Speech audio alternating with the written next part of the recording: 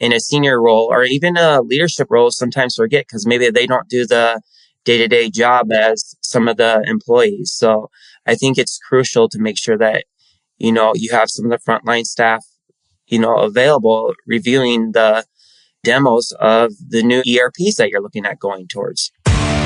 Without supplies, there's no surgery. Without products, there's no patient care. Welcome to Power Supply, the healthcare supply chain podcast focused on helping you navigate the intricacies of logistics, purchasing, contracting, and supplier relationships. Each episode, we speak with healthcare executives, supply chain leaders, and innovative entrepreneurs from across the country as they share their stories, experience, and expertise on the industry we love. From the loading dock to strategic sourcing, from buyers to the C-suite, and across the enterprise, we tackle the real-life issues impacting the healthcare supply chain. Whether you're tuning in for conversation or inspiration, we're glad you're here. You're just in time to hear it from the source and stock up on insight. So sit back and plug into Power Supply. On this episode of Power Supply, we will speak with Power Supply Advisory Group member and prior guest on the show, Matt Hoffmann, Materials Management Director at Humboldt County Memorial Hospital. We're going to be talking about an area he knows very well, ERP conversions, but we're going to be talking about the importance of an ERP in critical access and rural hospitals. Those settings, obviously smaller teams, and then often looking at implementing these ERPs.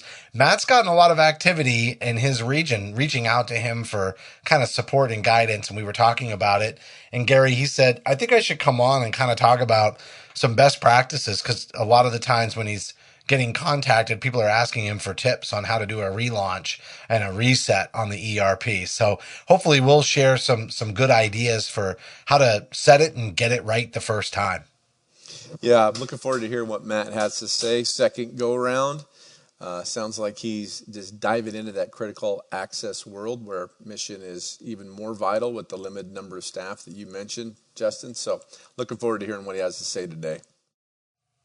All right. Stay with us. We'll be right back with Matt Hoffmann after this. I'm Hayes Walder. This is Gary Skinner. And I'm Justin Poulin. From the studios of Healthcare HQ, you're listening to Power Supply.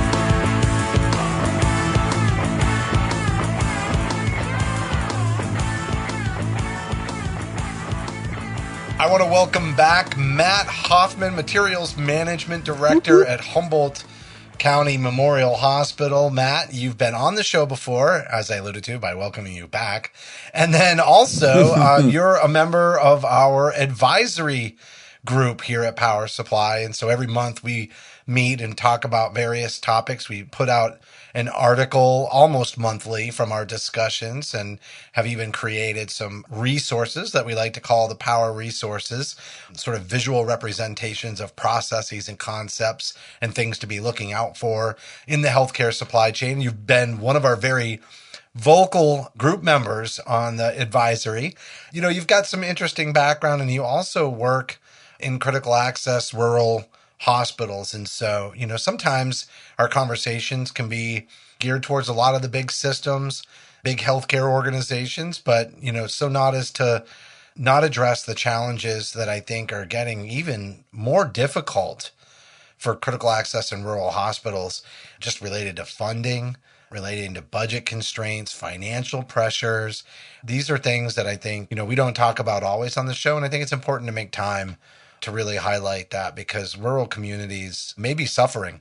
And so you're going to be talking about some common things today related to ERP conversion. So like leveraging technology, but also knowing many times the supply chain teams are pretty small. As a result, you've got a little bit less networking, a little bit less experience. And a lot of times when you're implementing an ERP, it's the very first time, which means nobody knows, you know, like lessons learned unless they've done it at another hospital and then come to a new facility. You've worked for an ERP It's kind of like a little mid-career supply chain experience that you've had. And we're going to be talking about specifically to those rural hospitals and critical access hospitals out there, how to avoid the pitfalls of ERP implementation, because the constraints and the margin for error is so small. We want to make sure that you get it as close to right the first time as possible. So with that long intro in mind, Matt. Oh, I'm exhausted. I'm so Gary's already tired. fallen asleep. Hayes would have been all over you. He would have killed me. And fortunately, he's traveling today. Yeah, I've taken some flack on the show recently for my long diatribes, and I did nothing to prevent that. But Matt, welcome to the show. Thanks, Justin, Gary. I appreciate you guys having me on the show today. Absolutely. I think we kind of connected with you on LinkedIn maybe a year and a half ago, something like that. We were specifically looking for, more voices in those rural communities like you bring forward. And, I got to learn a little bit about your background. But for those that didn't listen to your first episode, maybe you could just talk about, your experiences in supply chain and also, working for an ERP company as well through implementations, et cetera. Sure, Justin. So here I live in rural Iowa. So I've actually worked at 5 critical access hospitals, a couple of them being the biggest critical access hospitals in the state of Iowa. Also, I worked for a big, health system based out of Des Moines. Oversaw the sourcing for 20, hospitals and over 100 clinics that spanned in Iowa, Illinois, and Wisconsin.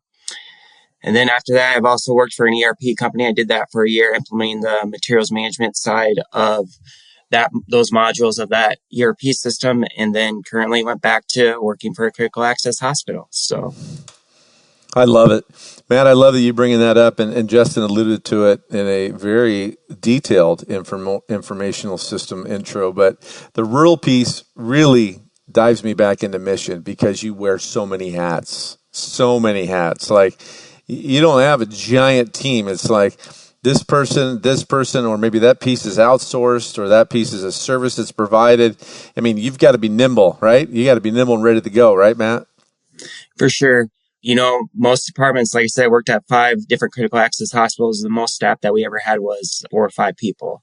So crazy, isn't it? Like I say before the previous podcast I did with you guys, like I can go from 1 minute being a buyer to, somebody receiving the freight in to, checking contracted stuff. So, in a rural setting, you got to be nimble and you got to be able to adapt to changes. So for sure.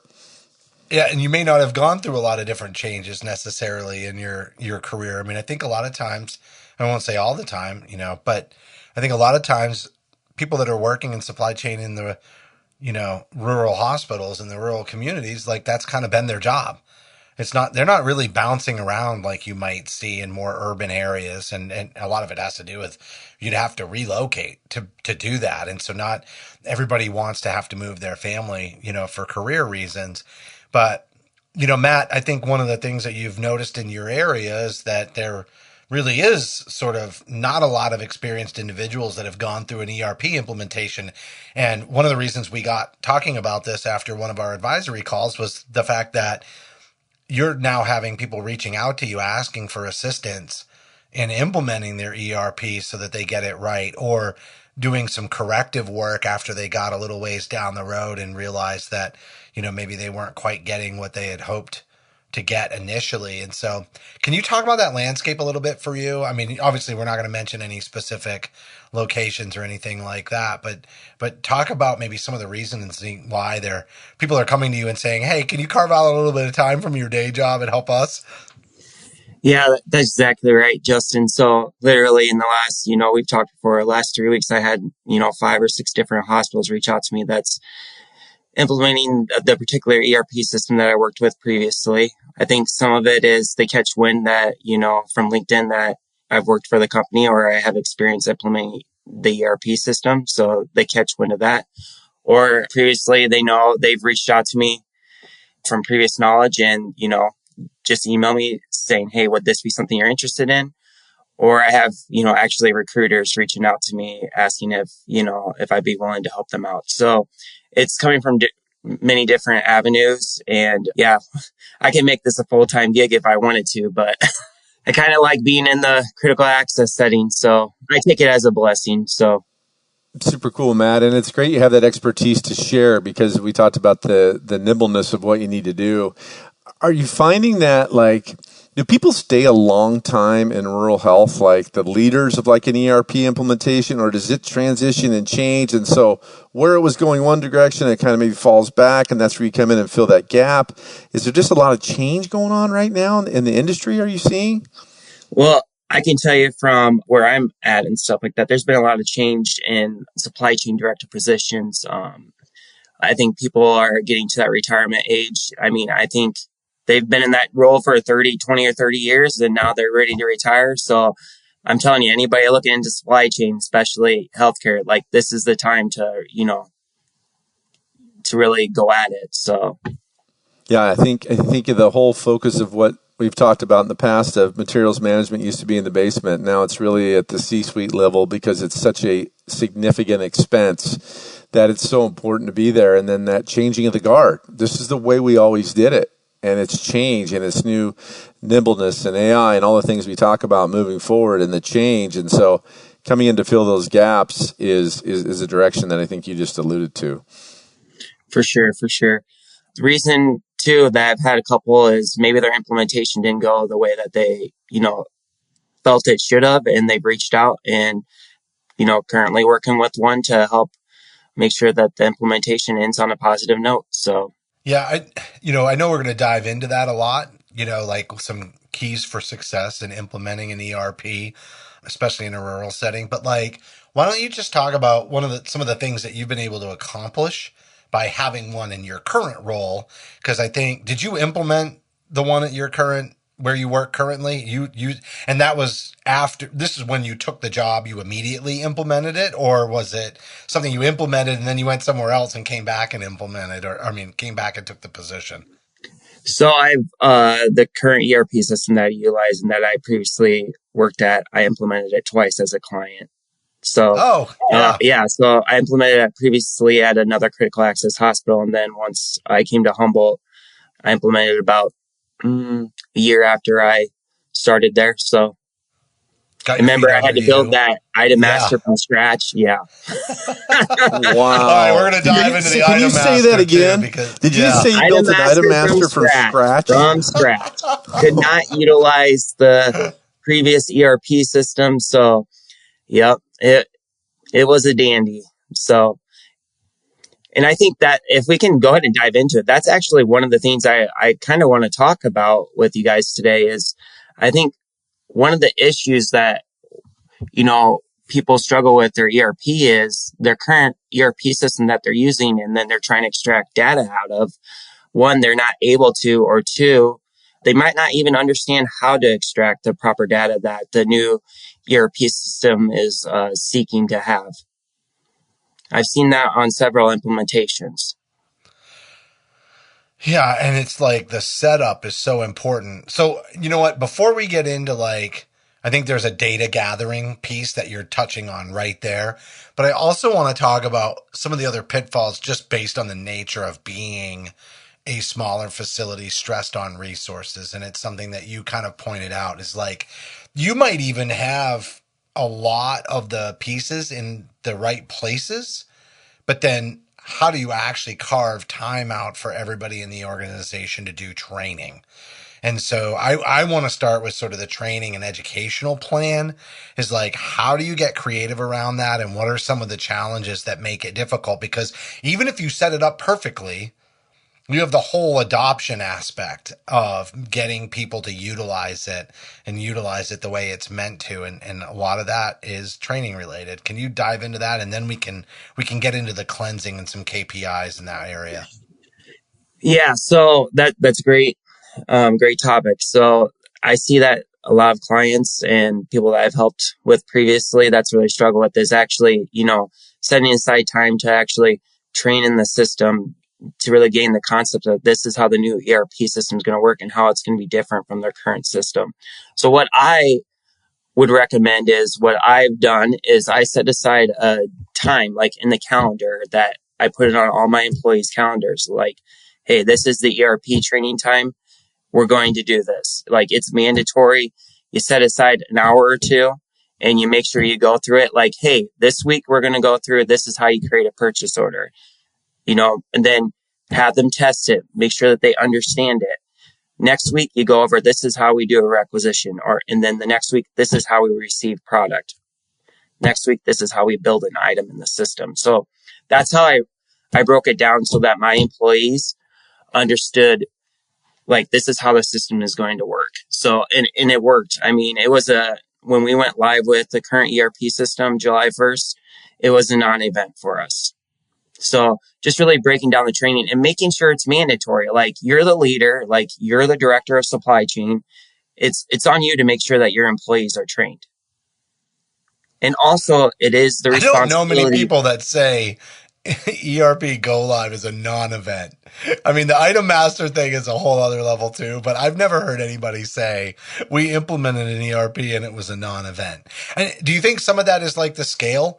Like, on the one hand, the smaller organization can make it really difficult to carve out time to do the right things. But if you do the right things, it's easier to get to everybody. So, like, a non-event is achievable in that setting, as long as you implement these best practices, in the way you set it up.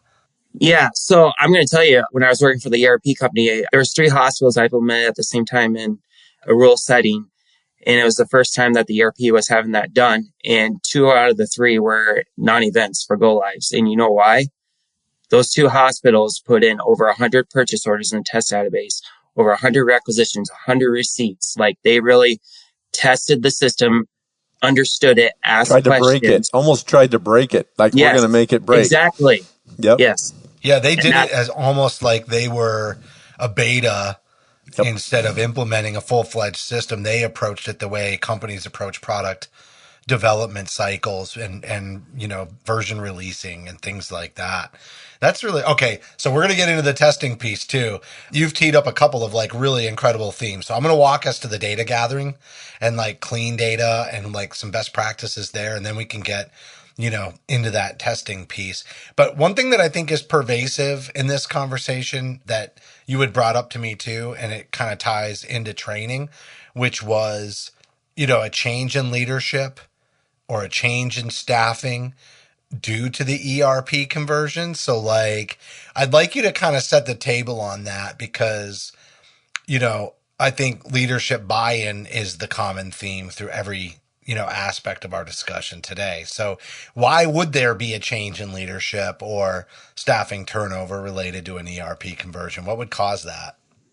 So let me start off by saying, when I was working for the ERP company, when I would do a new implementation, I'd first off say to them, like, hey, don't be surprised if you lose somebody through this ERP, like an important piece. Yeah. That would be the first thing I would say. Out of the implementations I did when I worked for the ERP system, half the implementations we lost key people like the supply chain directors because, not buying into what the organization is trying to achieve with a new ERP or staffing.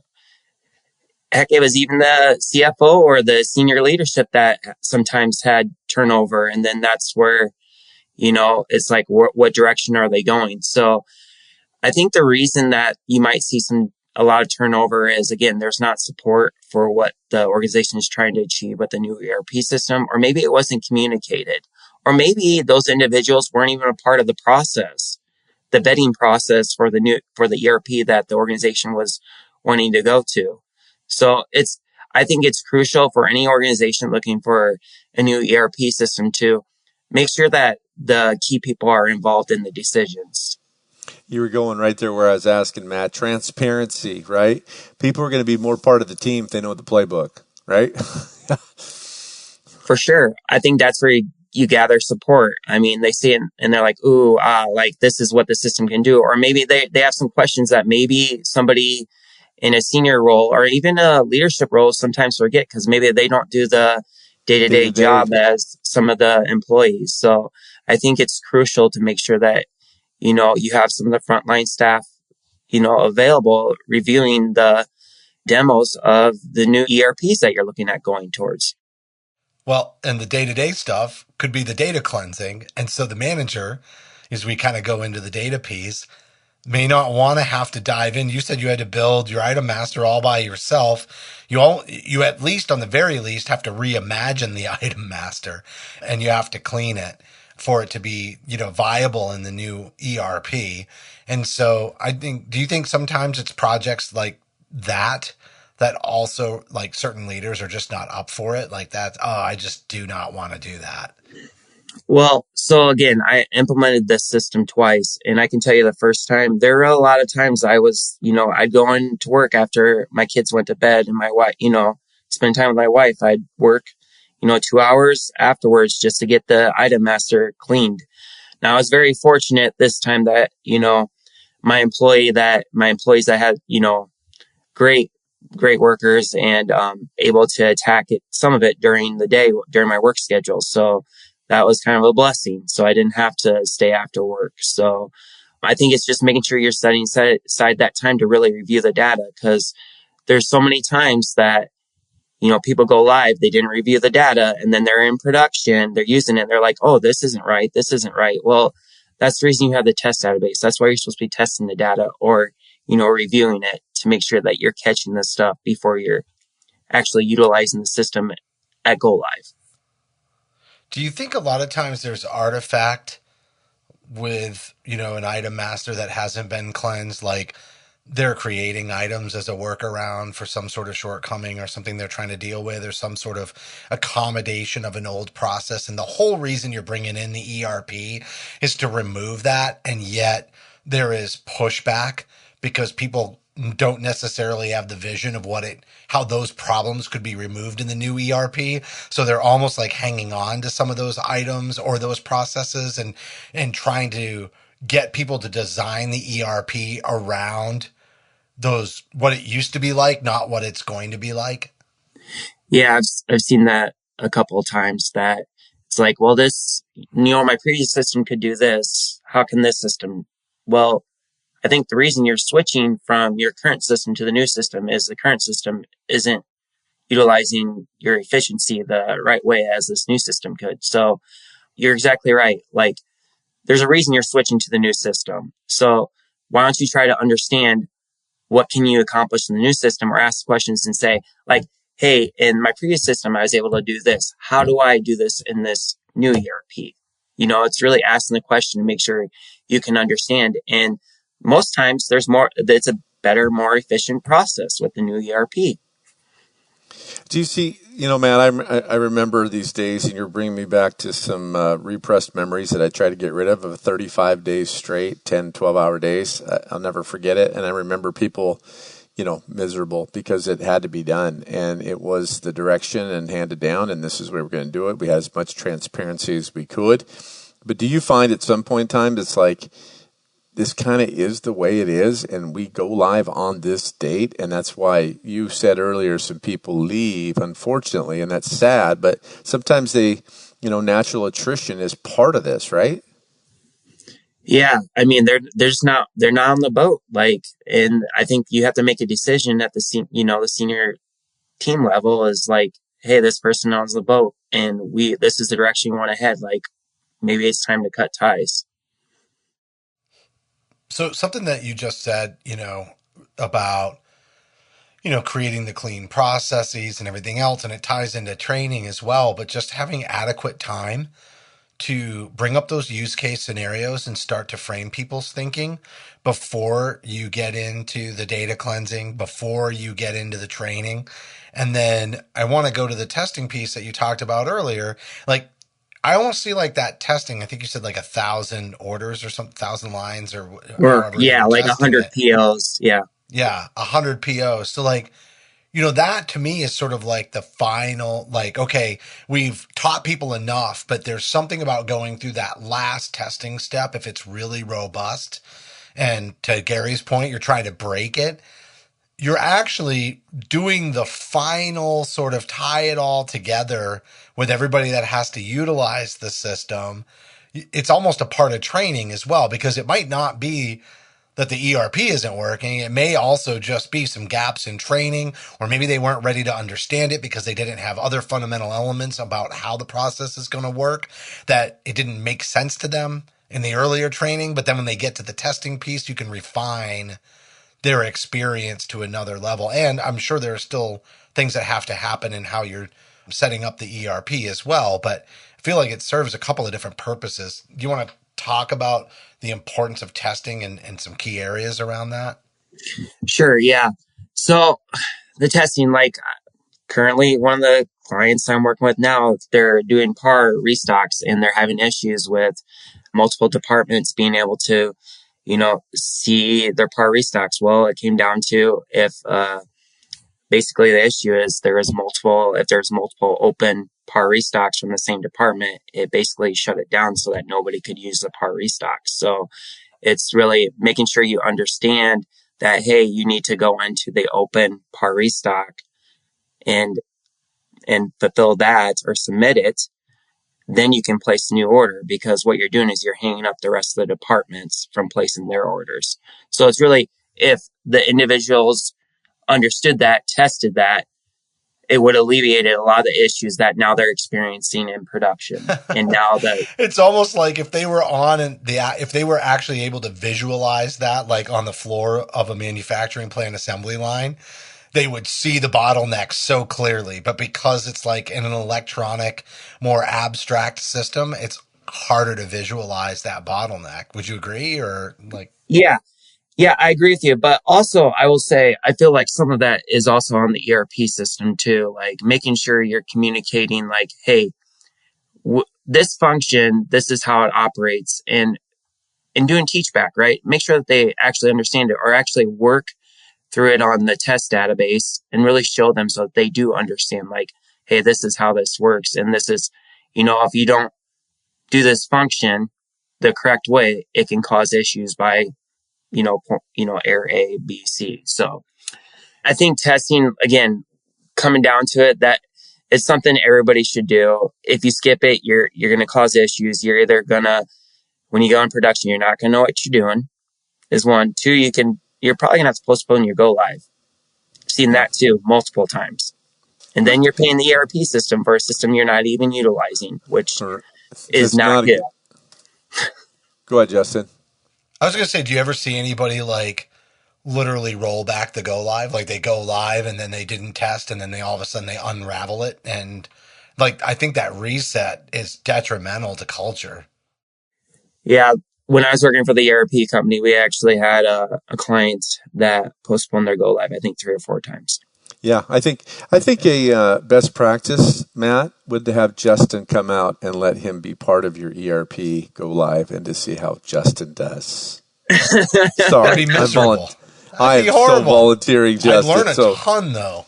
Yeah. So, oh my gosh. So I'd welcome it, but you definitely shouldn't put anything of responsibility on my shoulders. I remember, and I'm just sharing from my practices on this. Like, it felt like we went to boot camp together. It felt like we went to basic training together, and call it what it is. But I mean, we got through it. And once you're on the other side, it feels like such a sense that if you've implemented it, you've triaged it, and pieces happen, Matt, it's like it almost brings your team closer together. Like, because you went through it together, right? For sure. Yeah. Even I would say I even gained friends from the ERP system when I was implementing as a client, because you work hand in hand together. So it's a great thing. So to leverage that as well. So 100%. Matt, I was going to ask you a question too. Like, how important it's a 2-part question. How important is it, and who usually runs point as the PM of the accountability? Like, if you're going on this is our Tuesday call at 8 a.m. Here's the list of what we're getting done and who's identified. Who really runs point on that, and how important is that PM role to make sure things are moving in the right direction? Yeah, so the list, that's usually done by the ERP company. Usually is the person that runs that meeting, and they also usually provide a PM for each of the client's projects. So when I was implementing the ERP system, we had we had the same PM, but 2 different meetings, one for finance and the other for supply chain. So that's usually how the meetings ran. So.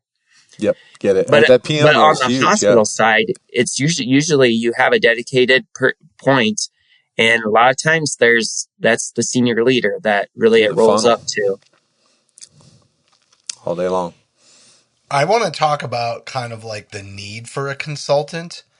And we've had a podcast not too long ago, a little bit around that. But I mean, you have the hospital staff that kind of know their hospital and the people.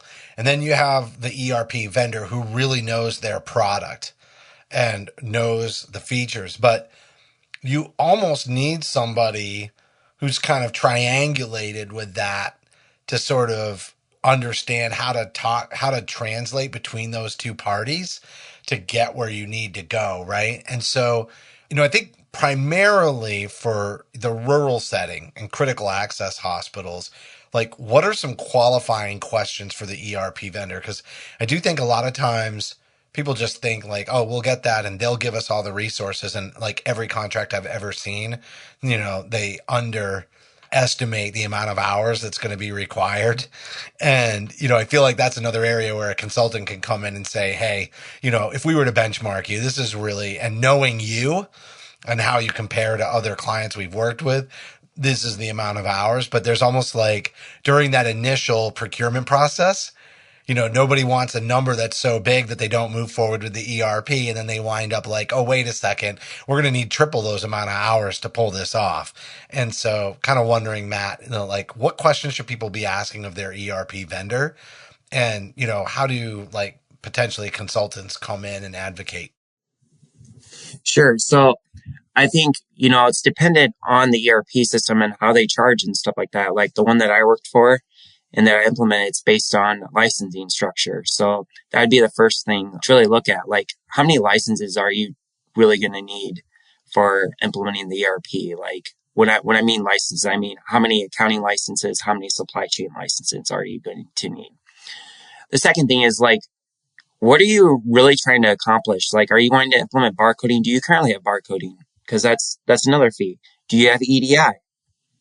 Do you not have EDI? So, I mean, there's additional costs right there just looking at it. So it's really, I would say for the first thing is like, as an organization, what are you trying to accomplish? That would be the first question. And then that way we can really go down the path of like, hey, this is what this hospital or this organization needs. Do up a quote and let's see where we end up at it. And there's usually, you can, usually negotiate with the ERP vendor to get the rate reduced. So I've seen that multiple times where hospitals are able to do that. Especially if you're going bigger, right? Mm-hmm. Like if you're getting more out of their program, then they have a lot more flexibility with pricing, I would imagine. So what are some questions for the ERP vendor themselves? How do you qualify, during your selection process? Yeah. So let me ask you this, Jess. Are you saying as a client, like as a hospital choosing a ERP system? Yeah, as a hospital, like some of the things I think we like one that we talked about that's kind of more obvious is if you're working in a critical access hospital, like, how many critical access hospitals have you worked with, and if you are working with, somebody on implementation, whether they're third party or they're a representative of the ERP vendor themselves, like, do they know the environment? Because it is uniquely different, right? So just wondering, like, other things that you could kind of like qualify in your partner. Yeah, I would say the first thing too is like, as the ERP vendor, I would ask them is like, okay, what's your strategic goals? Like, what are you guys trying to accomplish as an organization? Like, what are you trying to improve? Like, are you guys looking at improving the materials management or supply chain modules? Are you looking at improve finance? Like, what areas are you guys trying to improve yourselves? So it would be a first thing.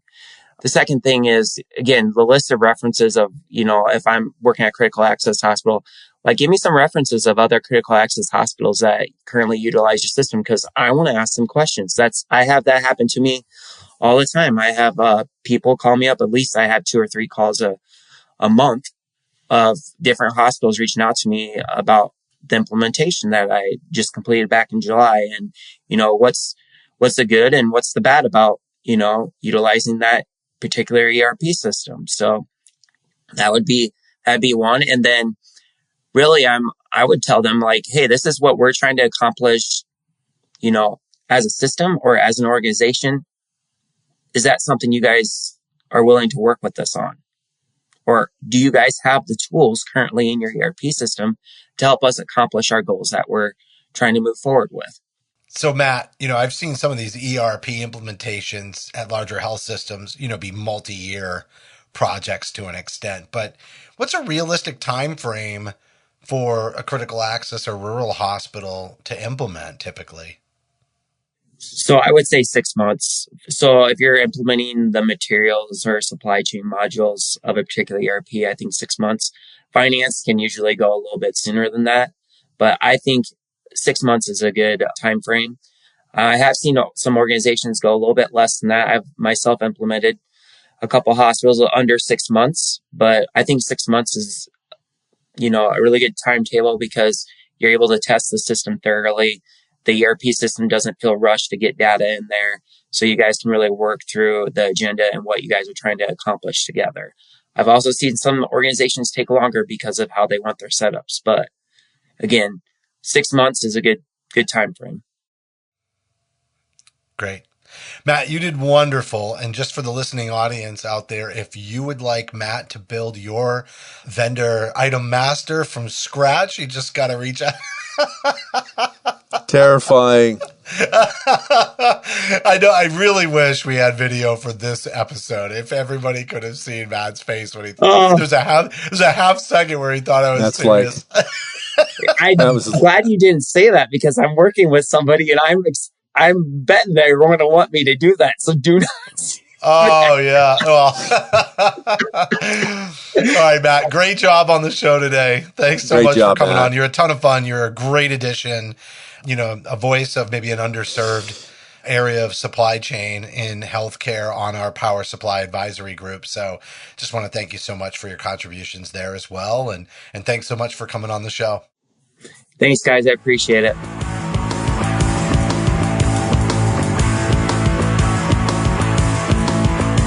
That was Matt Hoffmann, Materials Management Director at Humboldt County Memorial Hospital. And Gary, talking about ERP conversions and best practices, some common stumbling points for critical access hospitals. And honestly, one of the things that I think would be most concerning to me in that rural critical access environment is because of the small teams, is how do you sustain the things that you're doing, and how do you have that resiliency as an organization? Because you'd only lose one or two key players, and your supply chain can get significantly disrupted as a result. And so I see why these ERPs are going into play. I mean, one thing that I know Matt didn't talk about during this conversation is, in depth anyway, but he's been able to get a high level of GPO compliance as a result of implementing his ERP, and that's helped him a lot because of limited resources. And obviously, again, like we talked about, the financial pressure, so maximizing the value of that agreement for his organization. But as you continue to work through that, how do you make sure that the business processes that are set up can be sustained if there is turnover? And I just don't know how you do it without an ERP effectively, and we just don't have the wiggle room we used to have. Yeah, it changes prior processes to new processes, and not only the operational efficiency you're trying to create, that was probably part of the boat that he spoke of that you're going to row, is getting those people to, psychologically take on the new change, and whether they want to be a part of it or they don't want to be a part of the solution, I think is key. So you have natural attrition that we talked about, but I think once you get through it, man, you build a team that is even that much stronger. And it's just, we're in the day and the age where we've got to make those changes. Everybody's looking at their bottom line, and this is one way to make it efficient in a timely manner, especially in that critical access setting was talking about, on an average about 6 months, getting it done and getting it past the finish line to tackle the next project. So I think Matt is definitely an expert in his field and just an exceptional job. I think the listeners would really enjoy this podcast. All right, everybody. Big thanks to Matt Hoffmann for joining us. And again, all his contributions to the Power Supply Advisory Group. On behalf of Gary and Hayes, who couldn't make it today, a rare MIA for Hayes. He's traveling today. I'm Justin Poulin. Thanks for listening to this episode of Power Supply. Thank you for listening to this week's episode of Power Supply. As a reminder, you can help support us by subscribing on your favorite podcast app or by downloading the smartphone app on your iPhone or Android. Simply search for Power Supply in the App Store or Google Play. The best thing about downloading the smartphone app is that you can access bonus content for certain episodes and view episodes in certain categories, like articles on the go and vendor spotlights. Are you following us on LinkedIn or Facebook yet? If you are and you love an episode or post, then let your social network know about it. Like, comment, or share our posts along with your thoughts and keep the conversation going. If you have any topics or guests that you would like to recommend for a future episode, just send us an email to info@powersupplymedia.net. We look forward to hearing from you.